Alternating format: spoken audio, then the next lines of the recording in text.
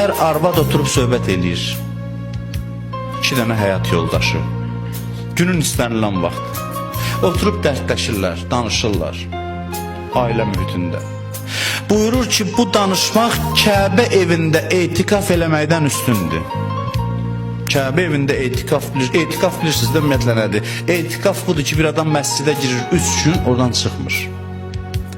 Ancaq ibadətlə məşğuldur. Dünya söhbət eləyə bilməz. Etikafın qaydası var. Haramdır. Artıq etikafa daxil oldunsa, çıxmaq olmaz.